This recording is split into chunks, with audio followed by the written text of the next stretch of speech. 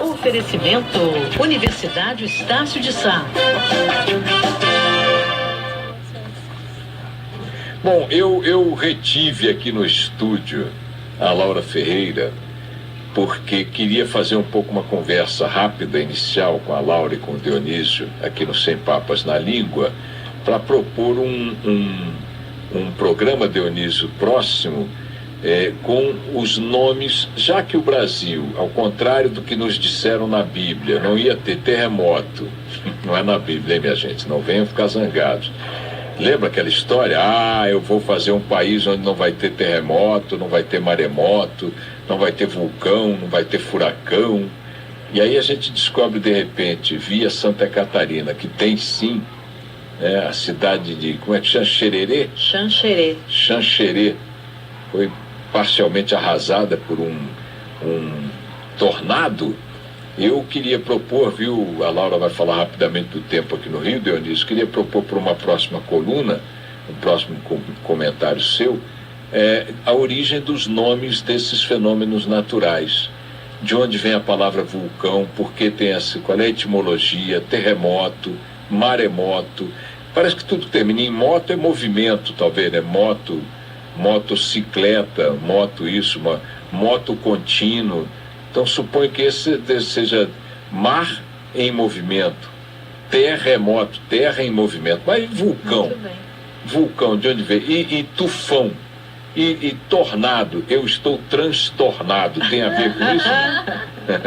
Laura Ferreira, enquanto o Dionísio em silêncio obsequioso acompanha nosso bate-papo inútil. Deixa eu falar um pouquinho com a Laura. Fale com a Laura, porque ela vai falar como é que vai ser o tempo hoje no Rio, nesse feriado de Dionísio São já Jorge. sabe algum assim de cabeça, será? Não, né? Sei sim. Laura, muito prazer em falar contigo. Prazer é meu. Eu gostaria de dar, assim, a origem de algumas palavras que você diz realmente. O Boechat adivinhou meus pensamentos. Por exemplo, lusco-fusco, no latim, é a pessoa olhar com o olho torto e o outro cego. Então, não vê, deve ver só um pouquinho mesmo.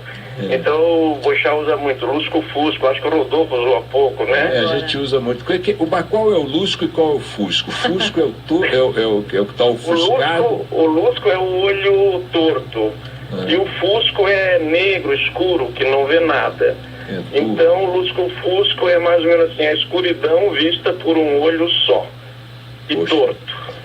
E terremoto, eu chutei aqui na prova, acertei, não? É aquilo mesmo? Acertou, Boechat. Você é muito intuitivo com as palavras, né? Esse terremoto é isso mesmo, é o movimento da terra. Motus, em latim, é movimento, terra é terra. Para fazer a palavra composta, o português fez terramoto. E o português do Brasil, o português de Portugal fez terramoto. O português do Brasil fez terremoto porque pegou do italiano, lá no século... O italiano já tinha no século XIII a palavra terremoto. Os portugueses falam terramoto. Os portugueses falam terramoto, né? Terramoto. E maremoto.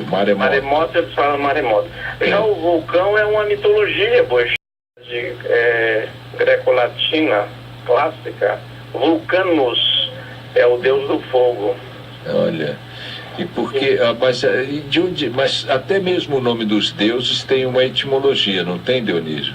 Tem sim, eles, o vulcano, antes do latim se tornar a língua ali no Lácio, ele já designava a raiz, o vulcan, designava labareda, incêndio, não propriamente essa explosão, né? Mas como o deus vulcão forjava suas coisas lá, nas profundas, se achava que a oficina dele tinha toda essa esculhambação aí, né? Vinha do fundo da terra, do seio da terra, então por isso. Agora, e tufão? Pois Boechat, tufão já é uma palavra mais complexa porque ela se aplica a muita coisa. A gente podia ir pela sua experimentação. Eu vejo que às vezes, se a gente vai seguir só a intuição, às vezes falha. Não é aumentativo de tufo, né? Tufão veio do árabe, tufã, inundação, dilúvio. Eles chamavam, porque os árabes foram grandes navegadores, a própria hoje, aliás, daqui a pouco falamos, A própria caravela é uma invenção deles. Eles fizeram esses barquinhos pequenos que aportavam em lugares onde as naus não entravam, né? E eles conheceram esses fenômenos nos mares, né? Bem antes dos portugueses. Bom, Laura, deixa eu aproveitar então que você está aqui, o Dionísio também, para você falar um pouco do tempo hoje no Rio de Janeiro e responder também a uma consulta de um ouvinte que requer uma moldura musical, por favor.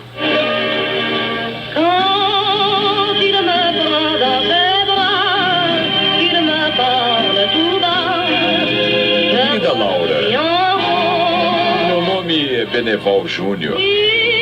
Eu e a minha esposa Giane vamos viajar para Natal na primeira semana de maio para comemorar 21 anos de casados. Queremos saber, Laura, como estará o tempo? Primeira semana de maio, não podia ser semana que vem?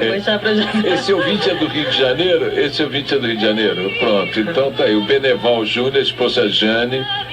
Primeira semana de maio, por acaso... no fim da semana que vem. Faltam 7 dias lá. Não posso falar na segunda-feira, a gente toca de novo. Então tá. Porque a gente tem uma previsão para 5 dias que é bem confiável. No outono, a partir de 5 dias, eu posso falar que vai chover e aí vai fazer sol, entendeu? Faz o seguinte, antecipa a comemoração. Isso.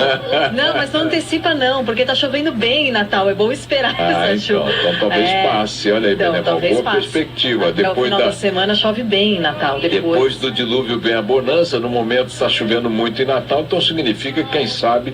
Mas olha, Beneval, vamos fazer o seguinte: a Letícia Curatomi, que não resiste emocionalmente a um aniversário de casamento, ela fica encantada, chora e tudo. Ela vai fora do ar mandar essa consulta aqui com a Laura para você, tá bom? Bom. E o Rio hoje, então, lusco-fusco. Lusco-fusco, exatamente. Só. Uma possibilidade de chuvinha à tarde, máxima de 29 graus, segue assim amanhã. Mudou um pouquinho no sábado, só vale a pena eu falar isso, porque ontem eu falava que no fim de semana abria, e agora está segurando um pouco essa chuva até o sábado. Uma chuva rápida, isolada, então para quem quer escolher uma atividade ao ar livre no fim de semana, vá no domingo. Deixa o sábado para esse tempo um pouquinho mais instável, mas a gente atualiza essa previsão amanhã, Boixá. Um abraço para você, Laura. Dá um tchau pro professor Dionísio. Professor Dionísio, mas eu vou ficar aqui escutando, eu adoro a coluna então, dele. Pronto. Vamos lá. O Dionísio, querido. Muito obrigado, Laura. Eu também adoro ver você lá. Aliás, você existe, né? Pensei que era uma gravação. Às vezes o Boixá me rouba de lá. Eu tiro. Olha aqui, Dionísio hoje vai fazer um bate-papo com palavras relacionadas a uma data que comemoramos anteontem, descobrimento do Brasil. O nosso Milton Teixeira lembrou que esta semana, na sua última coluna sexta-feira passada, é uma semana repleta de efemérides, de datas históricas, dia do índio, bom, era o aniversário de Getúlio, dia do índio, depois tivemos a descoberta do Brasil, temos, o que mais que ele falou? Tiradentes, São Jorge hoje. São Jorge. Temos, mas tinha uma outra data que eu estou querendo lembrar, meu Deus, não estou lembrando agora. Enfim, uma série de datas comemoradas neste curto período. E uma delas, eu diria que, enfim, a mais marcante, é a do descobrimento do Brasil, data de 21 de abril de 1500. E o Dionísio selecionou palavras que têm relação com esse momento histórico. Vou começar por caravela, que é 22 exatamente... de abril o descobrimento, né? 21 de abril é Tiradentes. E 21 é a data de inauguração de Brasília, que foi a outra. Pronto, lembrei. Então eu estou aqui dando mostras de que adivinho coisas, mas erro na hora da lição. Então vamos lá, tivemos o Dia do Índio, fundação de Brasília, Tiradentes, São Jorge. descobrimento do Brasil, São Jorge. É isso, pronto, então tá bom. Está faltando uma, mas eu vou lembrar. Ô Dionísio, vamos lá, caravela que trouxe o Cabral e todos os seus acompanhantes e tal, navegadores como eles, aventureiros como ele também. Fala qual é a origem da palavra caravela. Poxa, uma coisa muito curiosa com essa palavra é que provavelmente a frota do Pedro Álvares Cabral não tinha nenhuma caravela, tinha 13 naus, porque o escrivão da frota, o escrivão oficial, Pero Vaz de Caminha, que era um homem muito bem informado e bom observador, pode ver que quando ele desembarca aqui, a primeira coisa que ele olha várias coisas. Ele inclusive observa até as vergonhas das índias que eram saradinhas, ele observa tudo em detalhes. E ele não usou a palavra caravela uma única vez em toda a carta, na certidão de nascimento do Brasil. Caravela, provavelmente não havia nenhuma caravela na frota, e ela era um pequeno barco que veio de um tipo de navegação criada pelos árabes. No latim tardio recebeu o nome de carabos e passou a designar um barco coberto de peles. Este barco menor então se tornou caravela. No português, no século XVI, que quando o Brasil foi descoberto, a palavra já estava em uso. Então, por que o Pero Vaz de Caminha não usou? Porque não havia barcos pequenos. Ele, na verdade, veio, o Pedro Álvares Cabral, numa frota que designa também um conjunto de navios de guerra, não é só mercante, não é só viajante, ele estava armado, né? Tanto que ele travou uma batalha séria na volta quando parou na Índia, né? Esse analfabeto estudante aqui não sabia que batalha foi essa, em Goa? Foi em Melinde, né? Então Melinde hoje seria Goa. Quando ele faz a volta, aliás, foi uma viagem completamente desastrada, né? Tirando o descobrimento do Brasil, ele nunca mais foi nomeado para coisa alguma. Ele voltou para Portugal com 6 das 13 naus, afundou 7, naufragaram 7 dessas naus. Ele tenta fixar um posto comercial lá na Índia, não consegue e trava uma guerra. Morrem da frota cerca de 400 pessoas, 400 portugueses.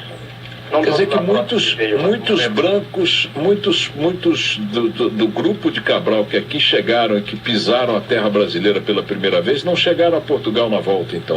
O Pero Vaz de Caminha foi um deles, ele morreu nessa batalha na Índia. Olha, eu não sabia. Ele não chegou vivo, ele ficou, não chegou nem vivo nem morto, né? O corpo dele ficou na Índia. Jogado. Agora, a nau é uma embarcação maior que a caravela, portanto. Sim, muito maior. A caravela é um navio pequeno, por isso que é provável que não houvesse nenhuma caravela, porque se houvesse um navio pequeno, o Pero Vaz de Caminha, a língua portuguesa ainda está misturada com o espanhol no alvorecer do século XVI, que é 1500, ela só vai se consolidar mesmo com Camões, já no final daquele século. E então eles usam Pero e não Pedro, né? O nome dele é um nome, portanto, espanhol. E nau veio do latim navis, e navis em latim é navio. Porque, agora, gente, eu não sei quem teve já a oportunidade de ver a réplica da caravela de Cabral, da nau de Cabral, ficou durante muito tempo ali, fundeada no Yacht Club, no Clube Naval de Niterói, ali no Preventório, ali naquela região, na enseada do Saco São Francisco, perto de Jurujuba. Era muito pequenininha, mas uma coisinha mesmo, comparada a uma embarcação contemporânea, naturalmente. Então, por exemplo, uma barcaça Rio-Niterói é um monstro do lado daquele negócio lá, não é não, Dionísio? É um monstro. Você vê, quando você olha e lê as medidas que tinham as naus portuguesas, as espanholas também, com exceção das do Colombo, né, Boixá, que eram pequenas. Santa Maria, Pinta e Minha eram realmente caravelas. Porque eram pequenas, mas os portugueses não, eles viajavam com navios grandes. Você chamou a terceira caravela, a terceira nau de Colombo de Ninha, menina, e eu sempre estudei Mina, Nina, hein? É Mina, acho que eu me enganei, Boixá. Tá bom, tá, não, eu achei que pudesse ser menina. Se bem que Santa Maria, Pinta e Menina fariam sentido, mas é Nina mesmo. Então, é Nina, né? Bom, vamos voltar eu gosto muito de criança e preferi Nina. E depois de falar de palavras, a Laura e eu temos um ponto em comum. Às vezes a gente erra por se basear em dados que nos passaram. Né? Bom, Dionísio, deixa eu te perguntar uma coisa. Por que a palavra gourmet foi incluída nesse cardápio que você mandou para nós de palavras relacionadas à descoberta do Brasil? Eu achei que os ouvintes iam gostar de saber que hoje se fala muito em sexualidades ilegítimas, homofobia e tal, e os primeiros 2 homossexuais que vieram para o Brasil já estavam na Frota de Cabral. Eles desceram e se abraçaram a 2 índios e se meteram por meio da mata e não voltaram mais para embarcar. Isso o Pero Vaz de Caminha nos conta. E eles eram 2 grumetes.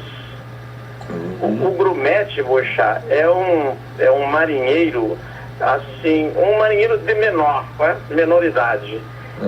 É um menino que está aprendendo a navegar e a trabalhar nos navios. E esta palavra, grumete, é do mesmo etmo de gourmand e de gourmet, porque na origem, o etmo desta palavra designava a pessoa que servia o vinho, um garçom. E depois ele vinha trabalhar no navio, onde também servia vinho, porque o vinho era uma bebida indispensável. Ele era o auxiliar de bordo, ele fazia, menino, leve isso lá, menino, vem cá, menino, segura isso aqui, menino, isso. E ia aprendendo o ofício da navegação, que era um ofício nobre, um ofício difícil e tal. E segurava mais do que devia, né? Porque não havia mulheres a bordo, eles atravessavam essas longas, faziam essas longas viagens.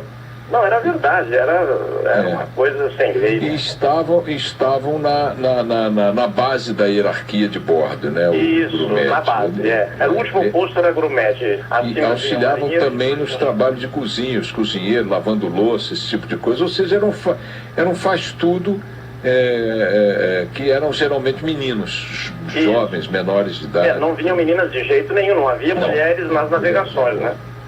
Bom, especiarias. Especiarias era algo cobiçado pelos navegadores no século XVI e até depois disso e antes também. De onde vem a palavra especiarias? Pois é, eu gosto muito dessa vinculação que a língua tem com a história, por isso sou fã também do outro programa do professor Milton, porque as especiarias surgem com uma grande força quando cai Constantinopla. Porque quando cai Constantinopla, os árabes vetam a passagem por ali. E é por isso que o Brasil é descoberto, que a América é descoberta, porque é para encontrar um outro caminho para buscar essas especiarias, né? Os árabes ficam senhores de todo o comércio com o Oriente, se não fora esse novo caminho. Mas a especiaria, como são chamadas o cravo, a canela, a pimenta e tal, elas vêm da palavra espécie, que designa uma coisa assim, do mesmo etmo de especial, alguma coisa que não se encontra e que você só pode apresentar ela mesma. Essa expressão aparece também em dinheiro em espécie. É um dos vocábulos maiores, assim, da língua portuguesa, esse etmo que deu especiaria, e remete lá ao indo-europeu, que no fundo significa olhar com muita atenção, spec. Então deu esse latim tardio, espécie, que deu, começaram a chamar esse conjunto de produtos de especiarias, eram coisas muito especiais. Muito bem, e para finalizar, meu querido, algo que eu vejo sempre, Pindorama. O Hélio Gaspari gosta muito de chamar o Brasil de Pindorama, nas colunas dele. Exatamente. Pindorama. Pois já, Pindorama era como o Brasil era chamado pelos seus vizinhos, quer dizer, terra das palmeiras. O pessoal dos Andes de tudo que hoje se entende pelos seus parentes aí das províncias cisplatinas. Parentes não, né, Boixá, porque você é suíço, né? Não, mas tem de lá também. Minha mãe é de lá. Sua mãe. Mas eles chamavam o Brasil de Pindorama. Os outros índios, mesmo... Porque aquilo que nós chamamos Brasil é uma invenção portuguesa, né? Os povos aqui eram outras, cada um tinha a sua nação. Então, os povos vizinhos, tipo os cuscos, os quichuas e tal, os pampianos chamavam o Brasil, porque nessa época o Rio Grande do Sul ainda não é Brasil, aqueles índios minuanos lá chamavam o Brasil de Pindorama, terra das palmeiras. E por isso o Brasil é conhecido assim. O Hélio Gaspari, de fato, ele usa sempre um tom muito jocoso, né? Pindorama e tal. Mas já não queria deixar, vou me despedir para seguindo e concluindo, como você me pediu, o Rodolfo também, eu sempre desobedeço, me alongo muito, então hoje eu não quero incorrer neste alongamento. Eu queria lembrar, você gosta muito, eu sei que todo mundo gosta dessa revista, tem uma revista da Biblioteca Nacional nas bancas, a última, que é só sobre alimentação e é uma maravilha, porque dá os primeiros alimentos. Eu li. Está ilustrada por um fragmento de um quadro famoso que está no Louvre, que são as 4 estações, né? Aquele eu não sei qual deles é, não sei se deve ser primavera, não sei. Que são rostos feitos com folhas para o outono, com frutas, eu acho que é primavera, com flores é primavera, muito bonito. São 4 quadros maravilhosos. Deixa eu ver quem é esse pintor aqui. Estão no Louvre. Um é com galhos secos, que é exatamente o outono. A primavera é com frutas. Aí eu não sei, verão, como é que ele distingue. As 4 estações é de 1573. Série composta de 4 quadros apresentando estações antes feitas vegetais, raízes, flores, folhas, frutas, etc. Realizada para o imperador Maximiliano II. Obra mais famosa de quem? De Giuseppe Arcimboldo. Pronto, tá aí. Aula completa. Só para a gente não... Eu te interrompi, Dionísio, desculpe, você estava concluindo. Não me interrompeu. Não, então, já que a gente tem mais um minutinho, eu já queria dizer que essas palavras vão mudando de significado ao correr do tempo, né? Nós vimos outro dia que o sal deu até salvar e Salvador, porque ele está junto com essas especiarias, não é? Ele era a principal especiaria quando não se chamava especiarias, era quase que exclusivamente o sal. Elas fazem uma longa viagem e vão mudando de significado. Provavelmente as palavras que hoje usamos, se a gente tivesse ainda aula de etimologia, ficaria mais fácil compreender por que tem tanto mau tempo, tempo e temporal tem o mesmo étimo. E para finalizar, Boixá, gostei muito de a Band ter adotado uma outra nomenclatura. Quando chove não é propriamente um mau tempo para lavoura, é ótimo, né? Não existe tempo bom e tempo ruim, né? Porque é bom para um, não é? Eu gostei dessa diferença que eu ouço da Laura sempre. Só tem ouvinte, viu, Laura? Muito obrigado, Dionísio. Eu sou sua fã. Bom, olha aqui, depois dessa rasgação de seda, eu quero me despedir. Maravilhoso. Um beijo para Laura, obrigado, Laura. Dionísio, um beijo para você também, até quinta-feira que vem. Beijo para você, Laura, um beijão, Boixá, para todos vocês aí. Tchau, tchau. Tchau.